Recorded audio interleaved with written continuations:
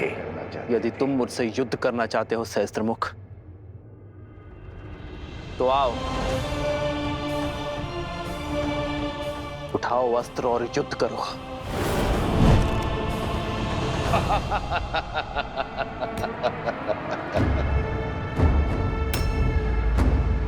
मेरे शस्त्र सदा मेरे साथ रहते हैं राम। मेरा मुख मेरा धनुष है, जो सहस्त्र दिशाओं में है। शब्द मेरे बाण हैं, जो व्यक्ति के मन को चीर देते हैं। असत्य मेरी खड़क है, जो सत्य के प्रति प्रमाण को काट देती है। संदेह मेरा चक्र है, जो विवेक को व्यूह में फंसा देता है।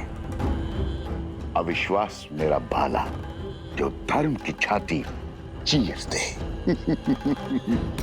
बोलो राम, है इतने शस्त्रों से सामना करने की क्षमता? है मुझे मार्ग से हटाने की शक्ति? है मेरा वध महान योद्धा हो, पर मैं दशानन रावण की तरह मूर्ख नहीं हूं, जो जानता था कि बाहुबल में तुमसे जीतना असंभव है। तुम्हारे साथ इंद्र है, फिर भी युद्ध भूमि में तुम्हारे सामने खड़ा हो गया। जो युद्ध बुद्धि से जीतना था, उसे बल से जीतने की हट कर बैठा। प्रचंड घने वृक्ष सरलता से कट जाते हैं राम, पर मैं सारे जगत में उगने वाली घास हूं, जो दिखती तो निर्बल है, पर होती अनंत है। मुझे एक जगह से उखाड़ोगे तो मैं सहस्त्रों जगहों पर उग आऊंगा। मेरा खून बहाओगे तो मैं रक्त बीज बन जाऊंगा। तुम्हारे बल से तो मैं परिचित हूं। अयोध्या वासियों का दूषित मन मेरे बल का परिचय है। रघुकुल के सत्य के प्रकाश में असत्य के अंधकार का अंत निश्चित है सहस्त्रमुख। इस राम राज्य की कल्पना सारा संसार कर रहा है। वो अयोध्या में कभी स्थापित नहीं होगा राम। प्रहार करने वाले के हाथ तो रोक दिए जा सकते हैं, किंतु बोलने वाले मुख को नहीं रोका जा सकता है। मैं सहस्त्र रावण अपने सहस्त्रों मुंह से अयोध्या में हाहाकार मचा दूंगा। तुम्हारे मंत्रियों और अधिकारियों में लोभ और लालच भर दूंगा। प्रजा के मन में अविश्वास और संघर्ष का बीज बो दूंगा। परिवार को ईर्ष्या और द्वेष दे दूंगा। राज्य में विद्रोह उत्पन्न करूंगा। धर्म की धरा पर अधर्म के पुष्प कभी नहीं खिल सकते सहस्त्रमुख। तुम्हारे विष की गगरी मेरे नगरी में कभी नहीं छलकेगी, क्योंकि मैं इसी क्षण इसी स्थान पर तुम्हें बांध दूंगा।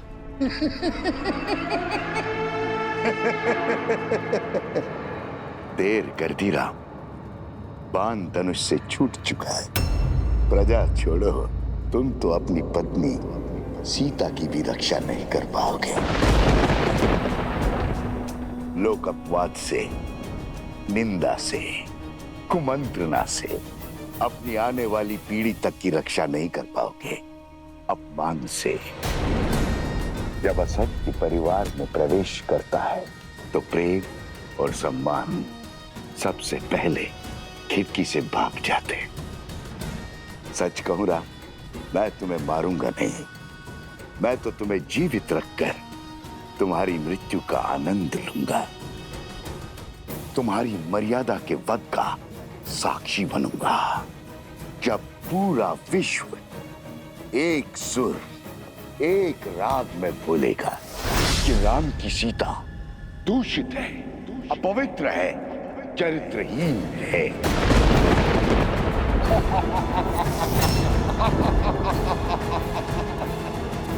पापी, तूने मेरी माता के लिए अपशब्द कहे। हनुमान,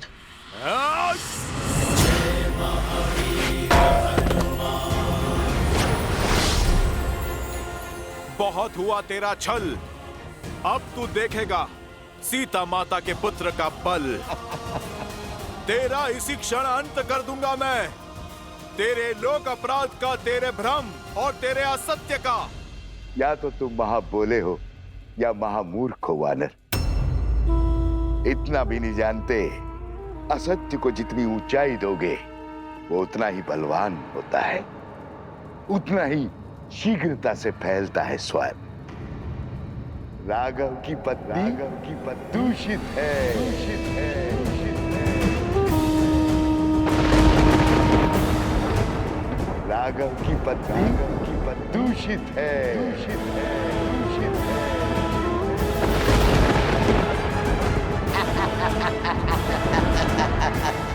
राघव की पत्नी दूषित है।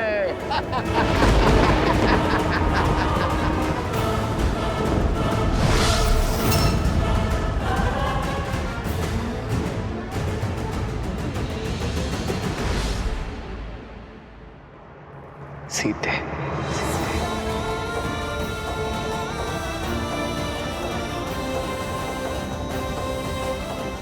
अधर्म ने चाहे जितने भी सशक्त कवच पहने हो, मेरे श्री राम उसके अंत का कोई ना कोई हल अवश्य निकाल लेंगे।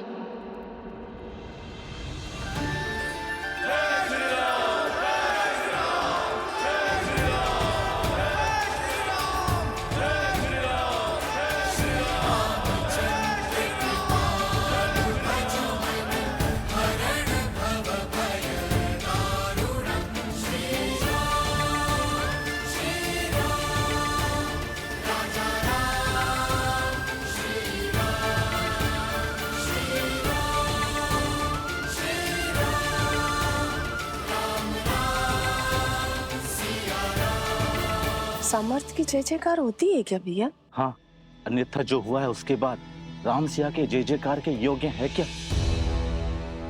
जिस राम राज्य की कल्पना सारा संसार कर रहा है वो अयोध्या में कभी स्थापित नहीं होगा। राम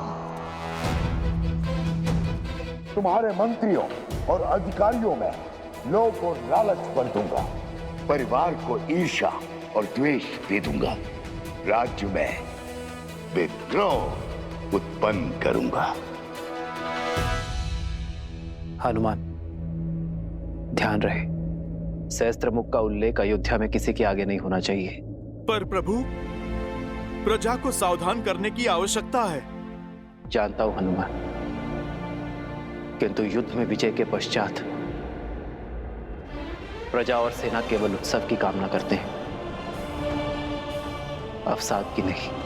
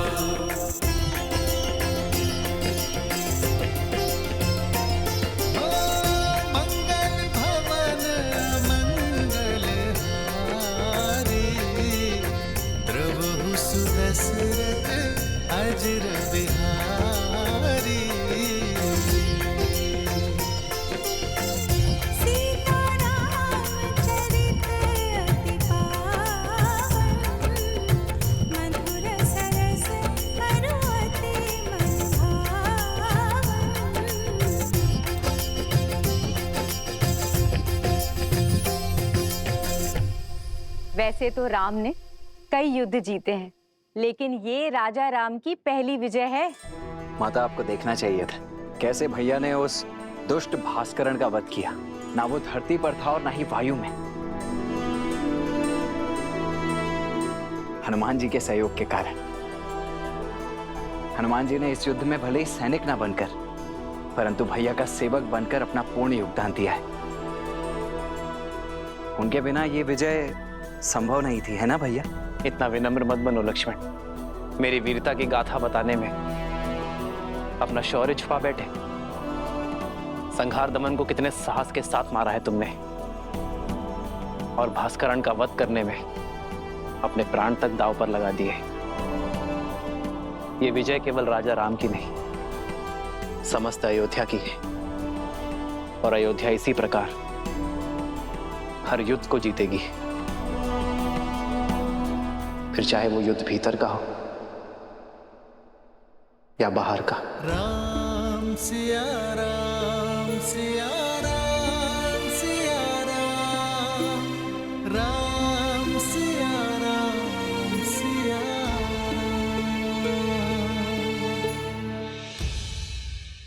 उचित समय पे आए हो पुत्र। हाँ पुत्र, कल वसंत पंचमी के अवसर पर सीता के गर्भ के पुष्पवंश संस्कार का मुहूर्त निकला है। तुम्हारा होना भी वहाँ अनिवार्य है। अब तुम आ गए हो तो सारी पूजा विधि विधान पूर्ण हो जाएगी। अवश्य माँ।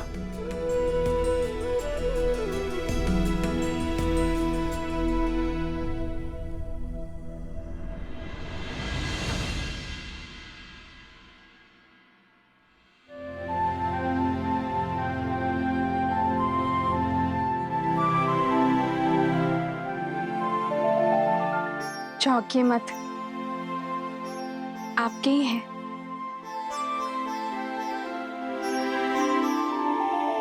कौशल्या माता ने दिए। कह रही थी जिन खिलौनों से पिता खेले हैं पुत्र भी उन्हीं से खेलेंगे। वैसे राजा बनने के पश्चात आप एक वचन भूल सा गए हैं आर्य। कैसा वचन सीते? वही जो विवाह के समय दिया था। आधा अंग है हम एक दूसरे का, सुख के साथ साथ दुख और चिंता में समान भागीदार है। तो बताइए ऐसा क्या है आर्य जिसने आपकी विजय की मुस्कान को धुंधला कर दिया है?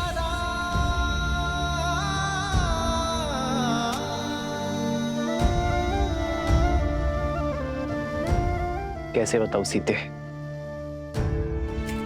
समय और नियति बहुत बड़ी परीक्षा लेने वाले हैं। आने वाला कल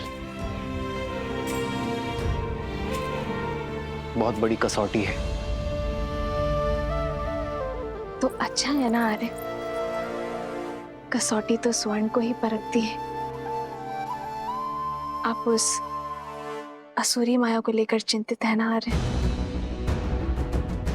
गुरु वशिष्ठ ने बताया मुझे कि किसी असुरी माया की छाया है हमारे राज्य पर, जो प्रजा की सोच और विचारों को दूषित कर रहा है। राम की सीता दूषित है, अपवित्र है, चरित्रहीन है। सोच की शक्ति समझती हूं मैं आर्य। एक बुरा विचार सभी अच्छे विचारों को दुर्बल कर सकता है। यही सत्य आपको व्याकुल कर रहा है ना? गुरुवर ने ये भी बताया कि इस सोच को शास्त्र से नहीं संस्कार से हराया जा सकता है।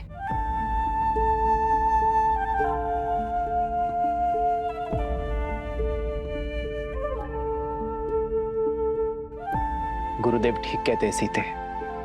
संस्कार की शक्ति ही मन को स्थिर कर सकती है, किंतु ये इतना सरल नहीं होगा। जैसे पके हुए घड़े पर माटी नहीं चढ़ाई जा सकती, वैसे ही एक व्यक्ति के युवा हो जाने पर उसके संस्कार नहीं बदले जा सकते। संस्कार बालकों को दिए जाते हैं सीते, युवाओं को तो शिक्षित किया जाता है। और अब मैं भी वही करूंगा। अपने राज्य को, अपनी प्रजा को शिक्षित करूंगा, क्योंकि विद्या ही अब एकमात्र मार्ग है।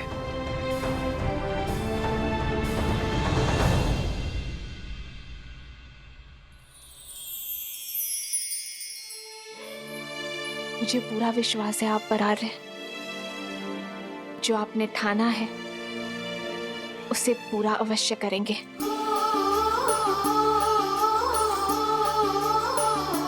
तुम्हारे साथ के बिना ये सब संभव नहीं है सीते।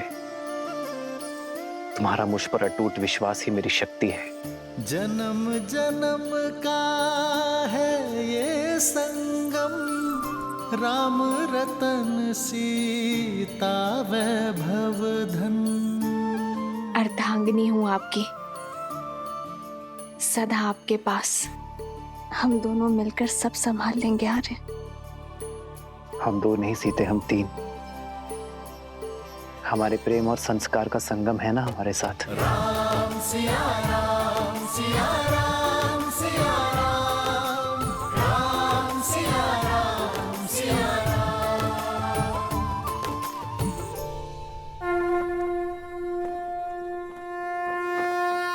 ओम अजव्याः संवृताः पृथ्व्यै समाश्च विश्वकर्मणाः संवृतताग्रहे।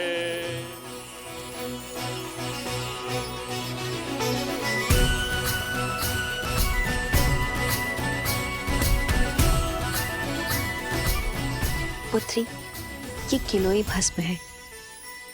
इसे अपने दाहिने हाथों से अपने नाक के ऊपर लगाओ और श्वास के साथ भीतर लो। गिलोय की ये गंध तुम्हें और तुम्हारी संतान को स्वस्थ रखेगा। मंगल भवन अमंगल हारी, द्रवहु सुदशरथ अजर बिहारी।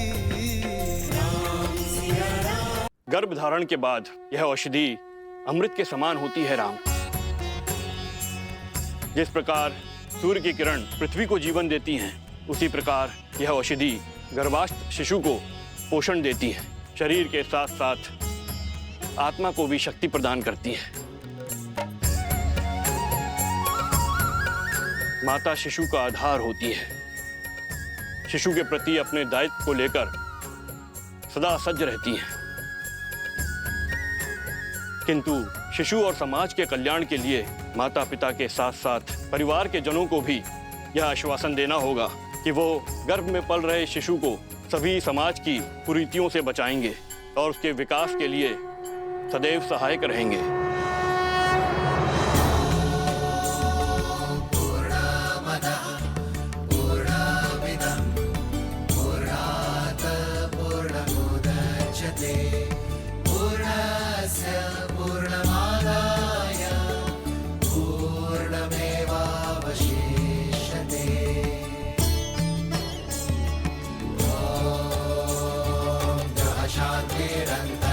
शांति पृथ्वी शांतिरापः शांतिरोषधयः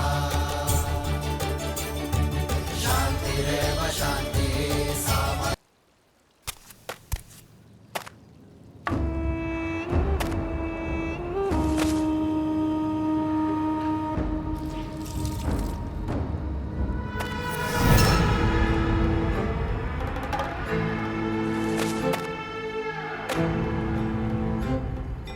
मित्रवस्त्रक, जाने कहां से कपड़ों पे ये लांछन लग गया। ये स्वच्छ हो जाएगा।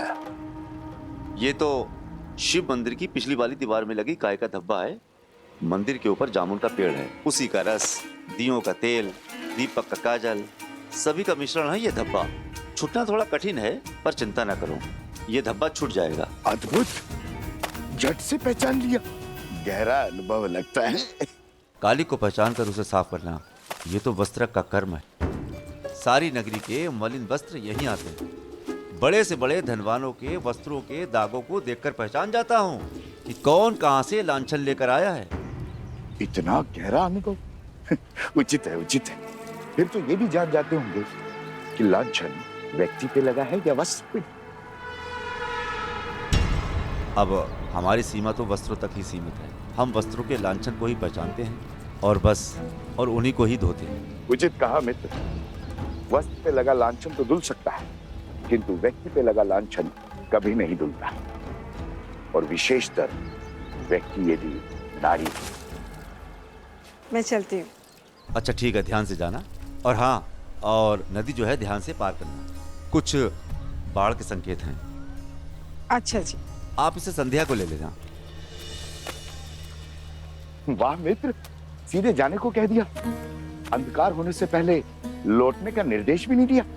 इसमें कहने वाली क्या बात है, सदा ही जाती है। धन्य हो रे राजा राम और उसकी प्रजा। समाज के लांछन जानते हो और समझते भी हो, फिर क्यों देखकर अनदेखा करते हो? भूल गए, नारी पे लगा लांछन कभी नहीं धुलता। तुम्हारा मन पवित्र है, पर समाज का क्या? जंगल में मोहर नाचेगा, तो कहाँ देखने जाओगे? अब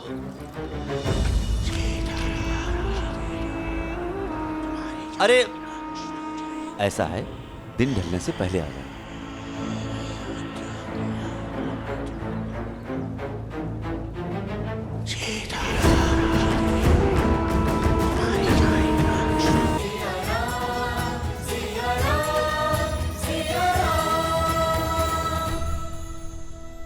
पूर्ण आहुति के लिए पायस प्रस्तुत हो।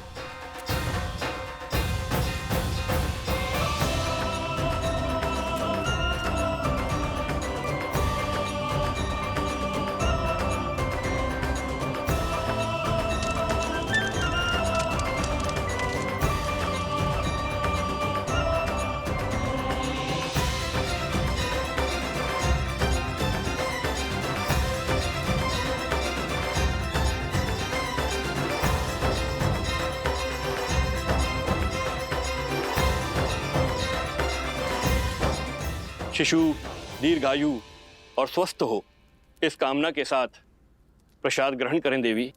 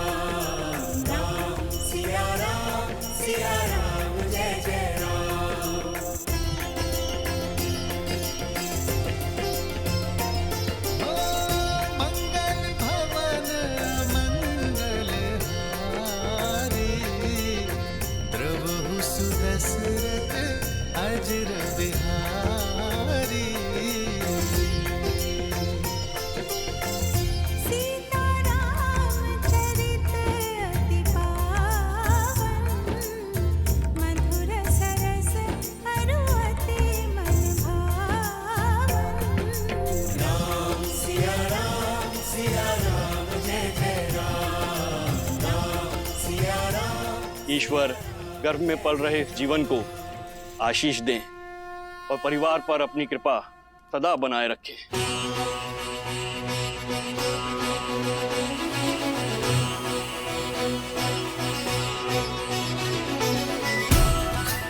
ये संतान राम राज्य में सुख और समृद्धि लाएगी। समृद्धि नहीं, समापन होगा। भूचाल लाऊंगा मैं राम राज्य में, भूचाल जिस तरह को वज्र का प्रहार भी तोड़ नहीं पाया। उसमें ज्वालामुखी का विस्फोट लाने की शक्ति है शब्द में। राई के दाने से भी छोटा होता है वट वृक्ष का बीज, पर चट्टान फोड़कर बाहर आ जाता है। सबके वस्त्रों को धोने वाले इस वस्त्र के मन में मैंने जो कलुषित धब्बा छोड़ा है, वो धीरे धीरे फैलकर पूरे राम राज्य पर ग्रहण लगा देगा।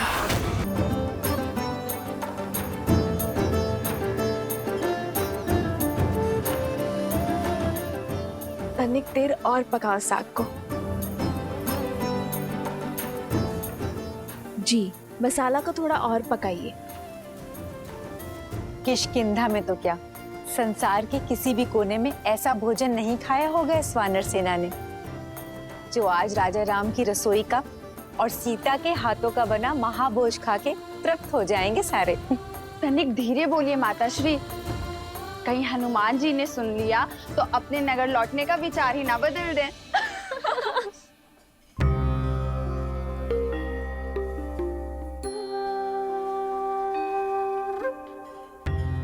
देखो तो, हनुमान जी स्वयं आए हैं कि उनकी सीता मैया उनके लिए क्या क्या बना रही हैं।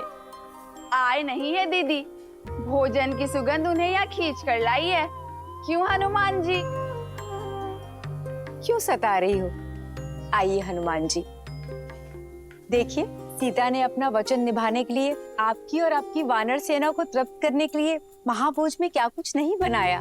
प्रतीक्षा की घड़ी समाप्त हुई पुत्र, शीघ्र जाओ और अपनी वानर साथियों को भोजन का निमंत्रण दो। केवल वानर सेना ही नहीं, आज तो भाभी माँ के हाथ का भोजन हमारी प्रजा भी खाएगी। भैया ने नगरवासियों को भी इस प्रीति भोज के लिए आमंत्रित करने को कहा है।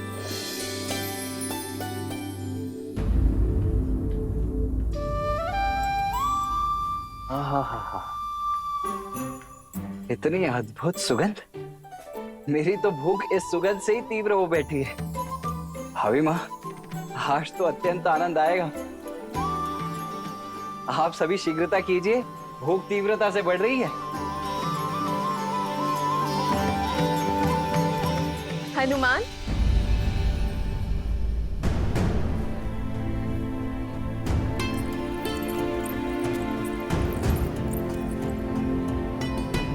पुत्र, माता से मन की व्यथा छुपा रहे हो? क्या हुआ? क्या तुम प्रसन्न नहीं? इतने व्याकुल क्यों दिख रहे हो? राम की सीता दूषित है, अपवित्र है, चरित्रहीन है। राघव की पत्नी दूषित है, दूषित है, दूषित है, दूषित है। माता, वो मैं वानर हूं ना, नरों से थोड़े भिन्न भिन्न भाव आते हैं मुख पर। ये व्याकुलता आपके हाथों से बने भोग को शीघ्र खाने की है। माता, मैं बहुत कठिनाई से अपने तन और मन को रोक पा रहा हूँ। माता, मैं सबको सूचित करता हूँ, सभी वानर बहुत उतावले हैं। आज ये अयोध्या भी जानेगी कि मेरी माता अपने वचन से कभी नहीं मुकरती।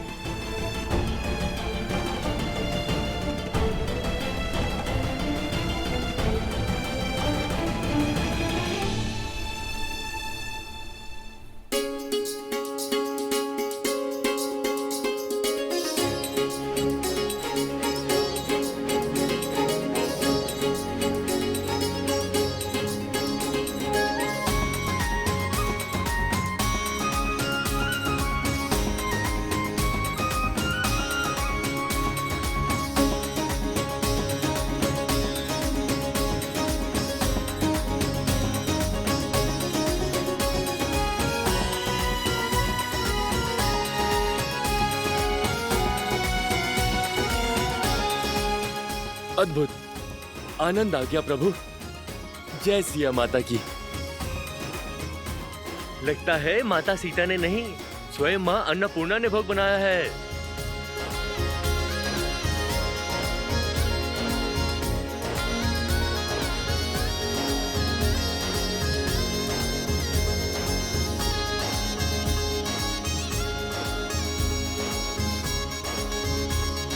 राजा रामचंद्र की जय, राजा रामचंद्र की जय, सीता मैया की जय, सीता मैया की जय। सोचता हूँ महाराज से याचना कर यहीं रुक जाऊं। इतना स्वादिष्ट भोजन तो किष्किंधा में कहाँ मिलता है। सत्य वचन, पेट भर गया, किंतु मन है कि बढ़ता ही नहीं। और खाओ, अभी भोजन समाप्त कहाँ हुआ है। देखो, हनुमान जी अभी भी जीम रहे हैं।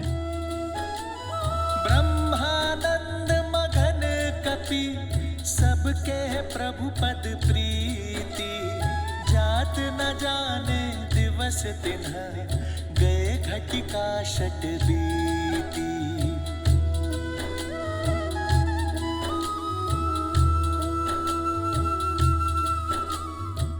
तनिक कड़ी बाजरा थोड़ा और मिलेगा?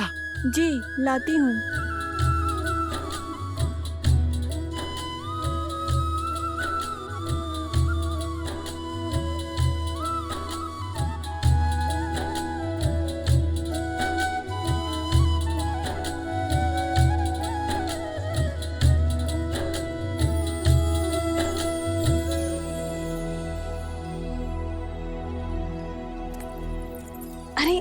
खड़े क्यों? जाओ, कड़ी बाजरा लेकर जाओ। महारानी, सारा भोजन समाप्त हो गया है। हम अभी बनाने जा रहे हैं, किंतु तनिक समय लगेगा। हम शीघ्र ही बनाते हैं।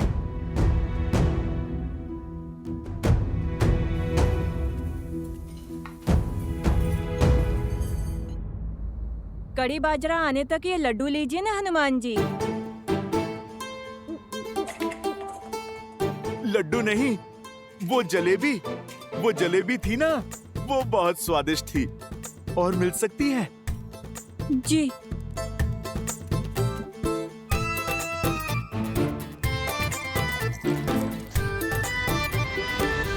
आर्य, रसोई में सारा भोजन समाप्त हो गया है।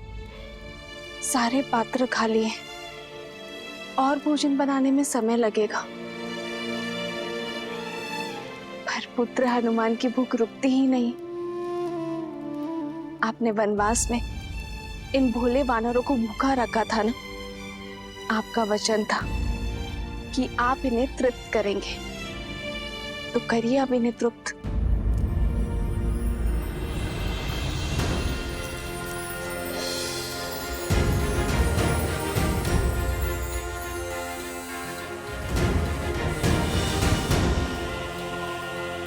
एक जलेबी? माता, इससे क्या होगा? आप कृपा करके 2 थाल और ले आइए। जी।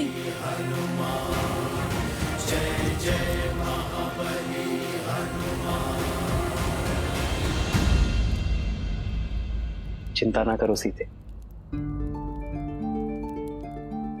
मेरे हनुमान को तृप्ति अवश्य मिलेगी। आओ सीते।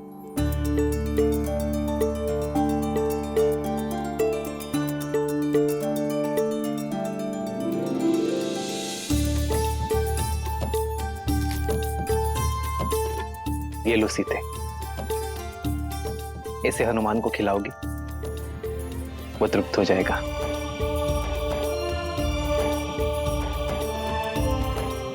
सच में? विश्वास करो।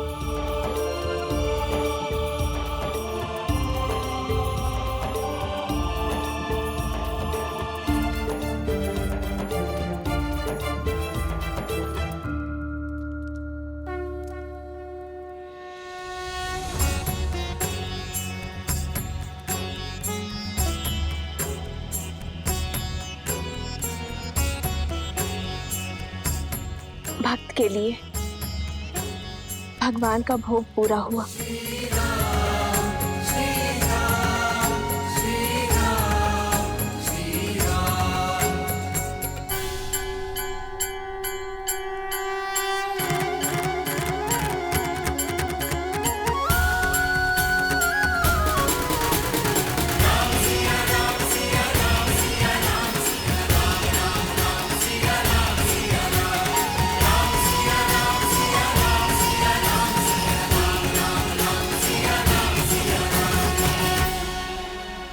लो हनुमान, ये लड्डू खाओ।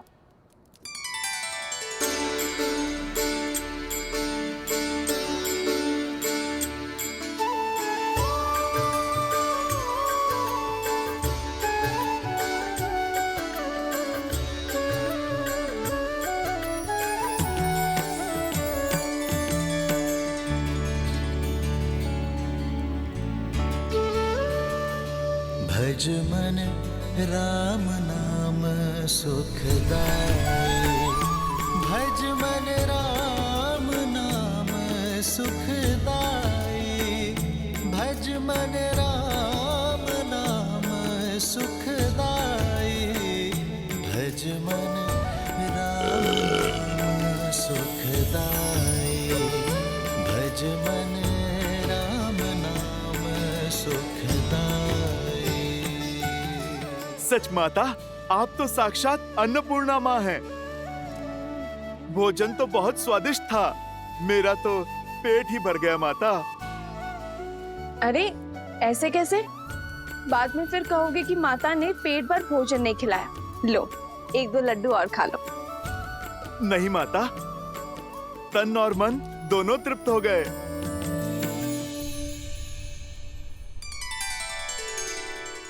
प्रभु, आपने तो तुलसी पत्र को शस्त्र बना दिया। नहीं हनुमान, राम नाम मनि दीप धरु जी हदे हरि द्वारे तुलसी भीतर बारे हूँ जो चाहसी उजियारे। ये क्या पिताश्री, जो भूख इतने व्यंजनों से तृप्त नहीं हुई, वो राम नाम लेकर तुलसी पत्र से कैसे तृप्त हुई? ऐसा इसलिए गणेश, क्योंकि हनुमान की भूख शारीरिक तो थी ही नहीं, उनका तो अंतर्मन अतृप्त था। और वैसे भी तुलसी को तो श्री नारायण का प्रसाद ही कहते हैं। और जब देवी सीता ने राम नाम लिखा तुलसी पत्र हनुमान को परोसा, तो हनुमान की भूख तृप्त हो गई। जानते हो क्यों? क्योंकि जब भगवान का प्रसाद भक्त को मिलता है तो भक्त का तन और मन दोनों तृप्त हो जाते हैं। और तब राम नाम में रमे हनुमान के भीतर राम नाम सदा के लिए रम गया। जब भक्त अपने भगवान का नाम जपता है तो वो नाम उसके अंतर मन में रच बस जाता है। ये होती है नाम जप की शक्ति। और वैसे भी भक्त चाहता क्या है? अपने प्रभु का आशीर्वाद, उनका स्नेह। और जब वो उन्हें प्राप्त हो जाता है तो भर गया उनका पेट। अद्भुत! एक तुलसी पत्र और उस पर लिखा नाम कितना सामर्थ्य रखता है। गणेश, शक्ति तुलसी पत्र में नहीं, विश्वास और श्रद्धा में है। ये भोग का आकार नहीं देखता, केवल उसके पीछे छुपा प्रेम और भाव को देखता है। हनुमान जी को इतने व्यंजन खाते देख हमें भी भूख लगने लगी है। कुछ तो खाकर आता हूँ। माता ने तो मोदक भी बनाया है।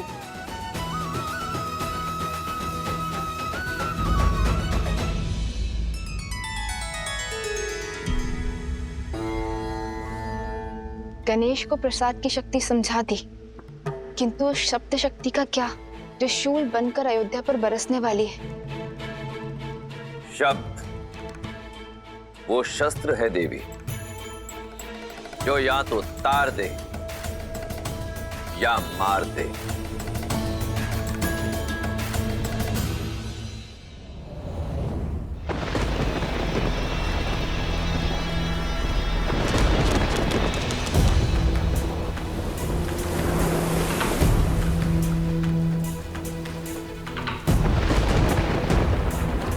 नदी में ज्वार है और बाढ़ आने को है, पर सुनीति की नैया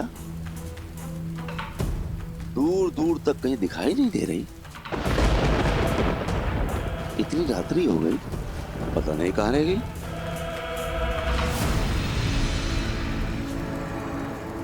मिला मेरी कुटिलता के बीज को।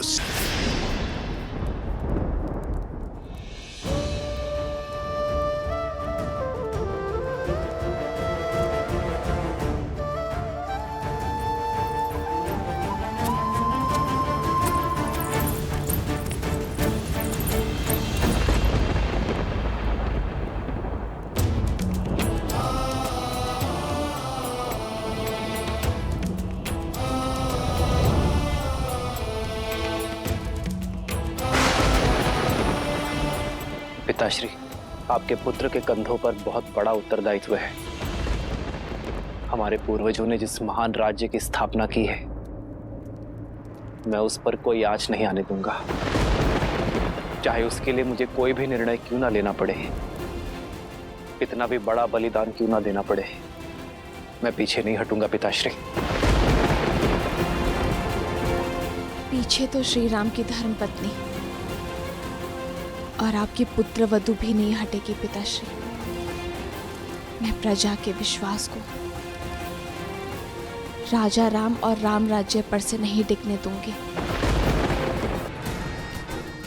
टूट जाएगा रघुवंश के ऊपर से लोगों का विश्वास, और आरंभ तुमसे होगा वस्त्र। लोगों के मैले वस्त्र धोते हो ना, अपने मन में लगा हुआ मैल नहीं धो पाओगे। अपनी पत्नी पर बहुत विश्वास था ना तुम्हें, अब देखते हैं तुम्हारे विश्वास में अधिक बल है या उस संदेह में जो मैंने तुम्हारे मन में पिरोया है।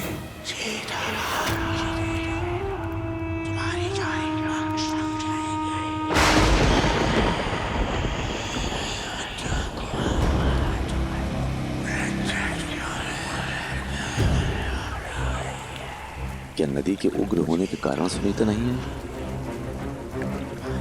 या फिर इस विलंब का कोई और कारण है? समाज के लांछन जानते हो और समझते भी हो, फिर क्यों देखकर अनदेखा करते हो? नारी पे लगा लांछन कभी नहीं धुलता। तुम्हारा मन पवित्र है,